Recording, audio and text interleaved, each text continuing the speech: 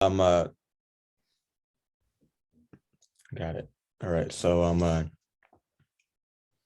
well, tell me about yourself. Tell me about Chicano studies and uh your activism about queer and feminist rights. Awesome. Yeah, so um, well, I was born and raised in San Antonio.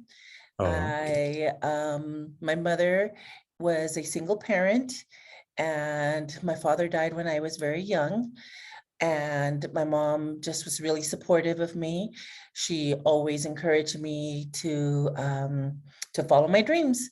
But it was really interesting because she didn't have a good experience in school. So she hated school. She had racist teachers who were anti-Mexican. Like there were white nuns at Catholic schools. She was even kicked out of Catholic school for telling a nun that she was that she told a nun to her face that she was a racist when she was like in elementary school or early middle school. So I always think about that story, right? And it's one of the things that gave me a lot of motivation to go to college, but also just to like fight for my family and for, like you said, like my activism for social justice, for people to be treated, more fairly, because my mom experienced so much racism and classism and even sexism in her own family. So it really made me want to make a difference for her, right? My initial thought was I want to go to college just to make money because we didn't have money, right? And so I decided I'm going to go to college to take care of my family, to take care of my mom, to help provide for her. And so I went to college and I thought I didn't think I wanted to be an engineer, but everyone told me I needed to be an engineer. So they were like, you're a Hispanic girl, you're smart, you can get a scholarship. So I think they convinced me that that's what I had to do. But one of the cool things that happened was when I went to college, I realized there were so many other things that I could study. And eventually I realized that there were so many other careers that I could pursue. So I got out of engineering. I tried economics because I thought maybe I wanted to do business, all the things that people tell you like to make money. yeah. But I guess I soon realized that I needed to do something that I really loved. And so I took my first class in Latino studies. It was actually an anthropology course, and it was called Latinos in the US. And I really loved it because the professor was just easygoing. He just wanted us to really get into the subject, to learn about the topics. And it was the first time that I was taught any kind of ethnic studies. So, this was 20 plus years ago, right? I was a college student in 1991 to 95. So it's a long time ago. And no one was teaching ethnic studies. I do remember a high school teacher who taught Chicano or Mexican American studies for a little bit, but he told me, because I saw a poster, that's how I knew. There's a poster in his office that he had. And I said, what is that? What is Mexican American studies? And he said, oh, don't worry about it. He's like, I can't teach it anymore. The superintendent doesn't like it. I didn't realize it then, but there was a superintendent who was very anti-Mexican, anti-ethnic studies. And so she had eliminated any ethnic studies courses that existed in San Antonio, where I grew up. And she even, so our mascot was Harlandale Indians, and now we know that having mascots that are like Native people is problematic, but it was important to us because many of us were Latinx students, were Mexican American students or Mexican students, and we were really connected to our indigenous identities. And so the Indians, the mascot was really part of our cultural identity, and they were murals painted. They were very like 60s, 70s style Chicano murals painted throughout the school. But that superintendent had painted over them just white and gray. And overnight, we didn't even know. So these things happened early in my life, But I don't think it was until I went to college that I realized those were attacks on my culture, on my identity, on my family, my community. Like I had internalized a lot of the hate that, especially in Texas, but just some of the white teachers, white administrators, um, they had taught us to hate ourselves. And so when I took the Latinos in the US class, it was like everything turned, like, the light bulbs turned on.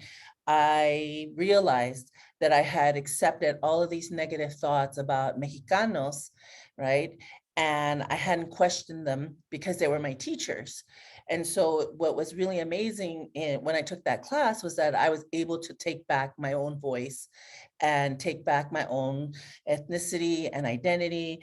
And from then on, like it's been 20 plus years, like all I've been doing is teaching people about racial justice, cultural identity, gender, sexuality. So I'm very focused also on feminism and on queer rights and immigrant rights. One, because I just want a really full vision of social justice. Like I don't want to just look at one aspect, but I want to look at all of them. Any area that people are being unjustly discriminated against, like I want to be aware of, and I want to be committed to fighting that kind of injustice. But also myself, I'm a woman. I'm not only a woman, but I'm a feminist. And, I'm very anti, gender discrimination of any kind, whether it be towards women, men, non-binary people. I also identify as queer. I identify as fluid, which means that I have the ability to love anybody regardless of gender. And regardless of genitalia even, right? And these are things that I didn't even know anything about in college or in high school. These were things that I learned, especially as an activist in community activism, but also sometimes in school and in reading, the books from ethnic studies, women's studies, etc. Nice, great answer. And who was your inspiration growing up? Yeah, who was your inspiration growing up into teaching? I think my mom was, it's funny. She always chuckles because she says, I can't believe my daughter's a teacher or a professor. She's like, I hated teachers growing up. But that inspired me, right? Because I knew that my mom had such a negative experience, but I wanted to offer people a different experience. People like my mom, people like my sister, my brother, because my sister and my brother were also really heavily mistreated in school because they had either learning disabilities or they struggled, for my sister, with mental health and mental illness.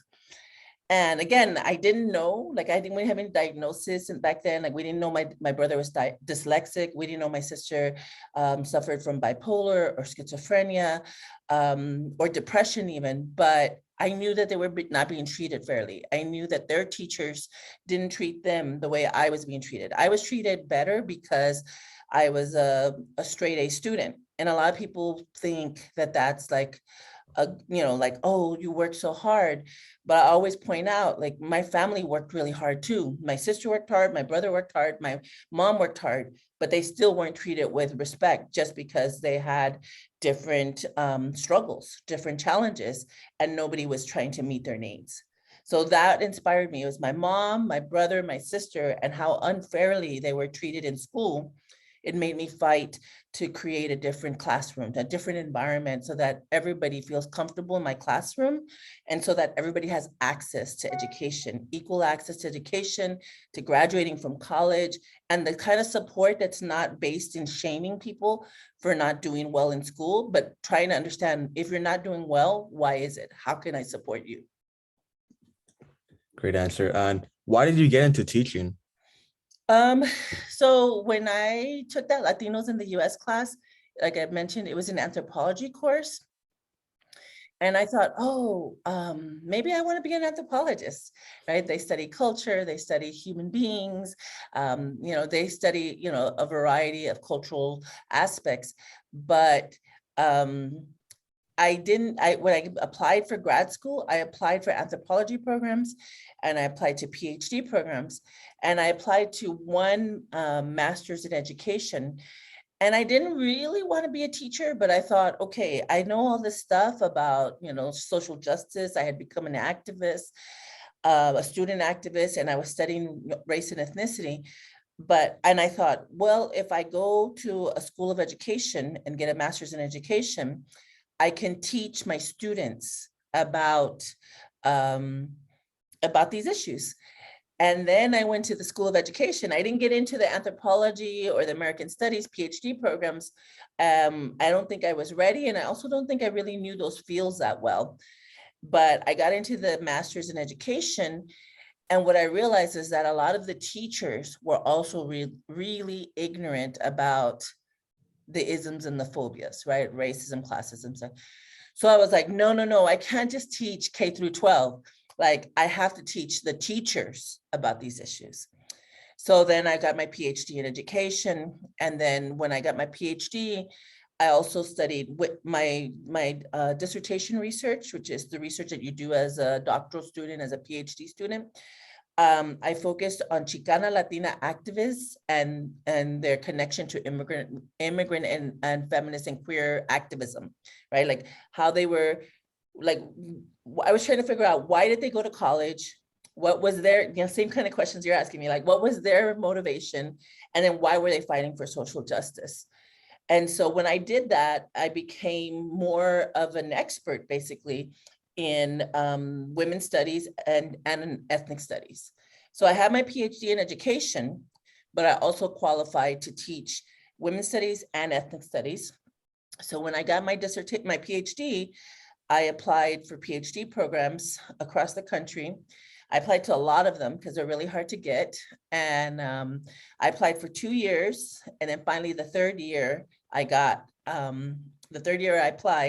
I got a job in Las Vegas. And my Great. first job in Las Vegas was teaching women's studies. I worked there for 15 years and I did women's studies and ethnic studies there.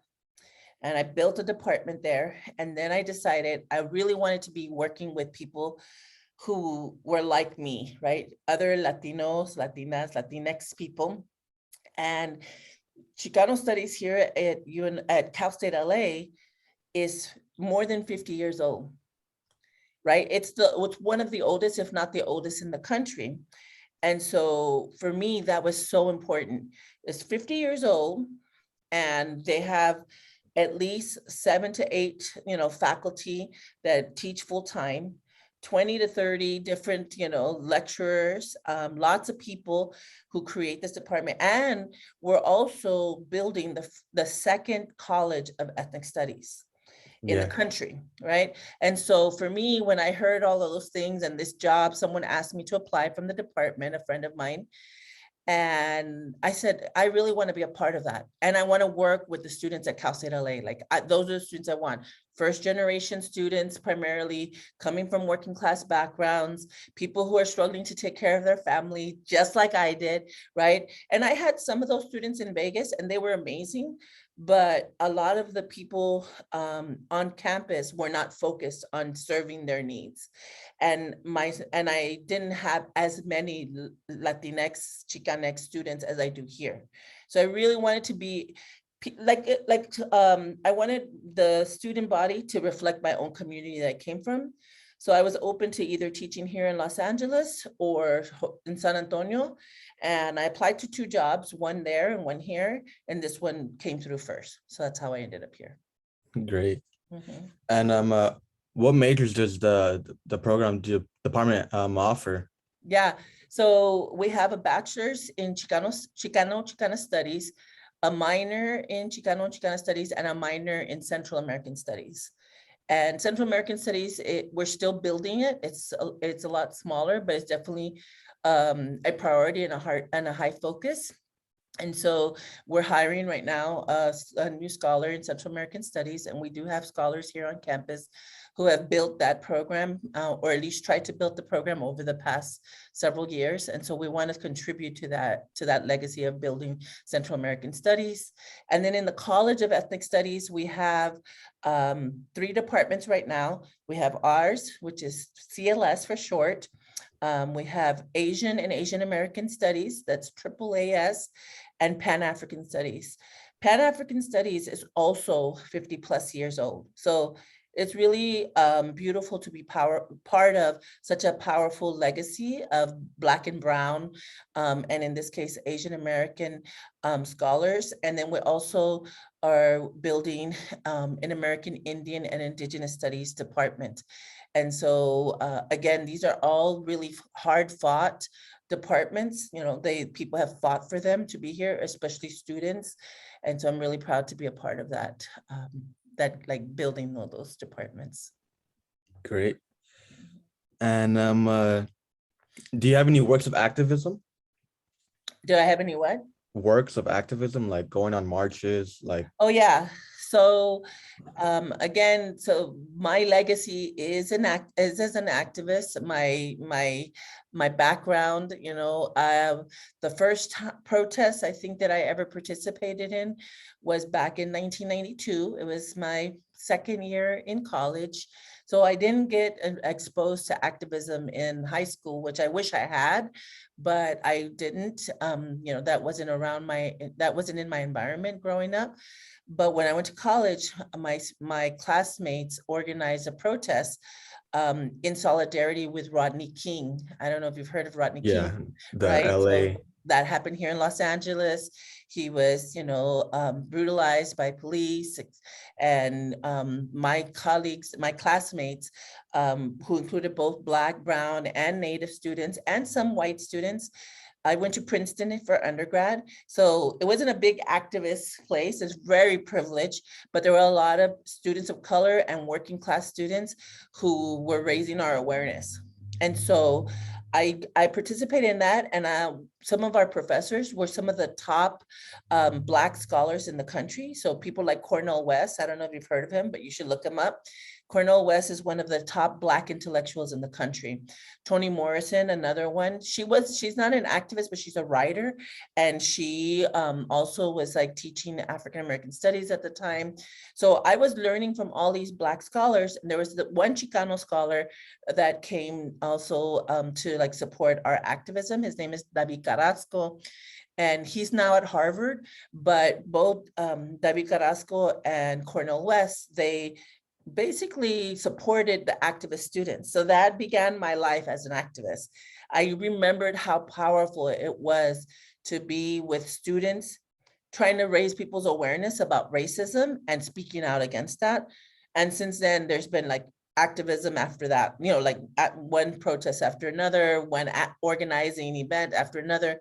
I did activism at UCLA when I went there. And then when I went to Vegas, there was a lot of student activism and also like even activists at the university level in terms of like faculty and staff trying to get rights for the students. Again, all of the aspects for students of color, for women, for queer students, for immigrant rights, and just making sure that students felt safe on campus. So I did all of that activism there. And then here I have a lot of communities who are still really involved, and I try to support them as well. Great. Mm-hmm. And I also read while reading about you that you write, that you're a writer, and that you have a book. That's, I don't know, I pronounce it, but like Jukiras, and I don't know how to pronounce it. Oh, the Joteria studies? Or? Yeah. Okay. Tell me about that. Yeah, so I've written a variety of things. The book that I wrote was called Marching Students, and that was more about Chicana activism and its connection to education.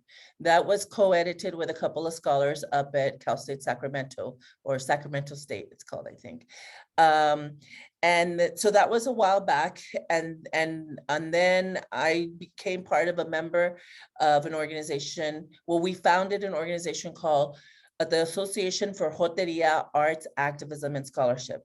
So the word joto is a derogatory term, right? It's what queer students are called, or queer people are called when they're being insulted, basically. It's akin to the FAG word, right, that they use to refer to gay people.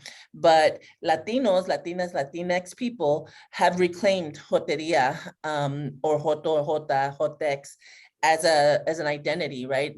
So if you think about the word queer, for example, it means weird, different. And so a lot of people who identify as joteria are saying, yeah, we are different. We're not heterosexual. We don't fit the norm, and we take power and strength in that. And so we created the organization. It's for activists, for artists and scholars. It brings us all together, and we have conferences annually. Sometimes we have, we organize other types of events, and it's a space to support other people's activism, their scholarship, and their art. And we've written several articles. There's a dossier in the Journal of Chicano Studies called Aslan. And then I've written a few other articles about mujerista, which is also a Chicana Latina feminist identity. So if you're mujerista, you can be Chicanx, you can be any gender, Chicanx, Latinx, and have a feminist identity, and that's a mujerista. And then again, you can also talk about like mujeristas who are joteria. So I write about that. And again, I'm happy to share any articles with you. The last thing that I wrote about was an article about spirit murder, and that has to do with the impact that all the isms and phobias have on our spirit, right? So if you experience racism on a daily basis, your spirit is being attacked, is literally being murdered, right? Attempted murder is happening to your spirit. And so what I argue is that a lot of us experience spirit murder at the university, both inside and outside of the university, and that we have to do a lot of work to protect our spirits and to restore our spirits with activism, with education, with anything that can help us heal. So I'm really focused on trying to heal our spirits because I know that many of us have experienced that attempted spirit murder. Great response. Mm-hmm. I have this one, like a couple questions left. Okay. Do you think there's enough representation for the Chicana feminists and queer rights in the world? No, there's definitely not.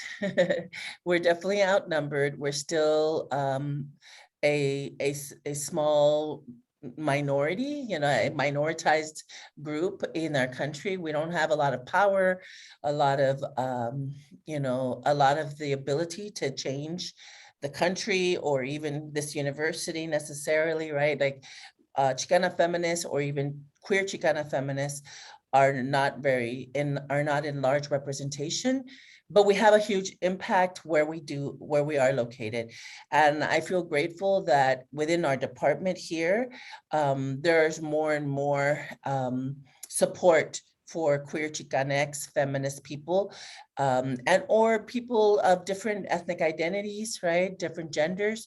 Like we're trying to be more inclusive, and that's because we're activists and scholars. We're trying to change the department, and we want to make that open to students as well, to community, because the numbers show that queer people in our, especially as youth, are still being attacked. They're being bullied. The numbers of people who self-harm or who experience death by suicide are high. They outnumber heterosexual students. And so we really want to make sure that those students are heavily supported, especially as they come into the university. But I would like to see that even in the K through 12 system. It's just harder because there's a lot of resistance to talking about those issues at earlier ages. Great. And you said while reading about I read that you were a visual artist and that you have some murals. Yeah, so mainly I do like portraits. I don't have any of my art here, but I'm a big Frida Kahlo lover, Oh yeah. and so if you come to my office, you're welcome to stop by sometime. I'm in King Hall. You'll see Frida Kahlo everywhere. I even have a Frida Kahlo tattoo. When I was an undergraduate student, I saw Frida Kahlo for the first time. Again, this is over 20 years ago, right? You have to think about it, it's like 1993, 1994. I saw a calendar of her and I was like, whoa, who is this woman? Like she's, Mexicana, she looks proud, she looks fierce. And like she was proud of her hairy eyebrow, of her hairy lip, right? And I just thought, how powerful is it to be a Mexicana in that period of time that she was growing up with that much pride, resilience, because she had been through so much pain. And if you read about her or watch the movie, even with Salma Hayek, you can learn more about Frida. But she had been through so much struggle, and yet she was really strong and very forward thinking. She was an activist herself. She was actually, she was also queer, and she was basically superseding all of people's expectations as a woman during that time. And so I got really connected and attached to that, to a love for Frida. So fast forward, 20 years, I decided that I wanted to take some art classes. And I just took community art classes. I had become the parent of my niece and nephew, who I've been raising for the past 13 years. They're teenagers now, 16 and 17, but they came to live with me when they were 3 and 4. So the reason I started doing art was because everybody kept talking about, like, how are you taking care of yourself? How are you doing self-care, right? And so I was like, I don't know what I'm doing. And so I decided to take the art class as part of my self-care. And so I became a painter. I started painting both acrylic and oil paints, and a lot of them are portraits, kind of like Frida style, but not as good as Frida, but Frida style portraits. And they were of people in my community. They included some of my students, some of my friends, my family members. And so I really take a lot of joy in doing art that is feminist and queer, because again, it's very underrepresented. So I want to bring a special light to their experiences. Great. Mhm. Yeah, those were all my questions for today that you answered and more.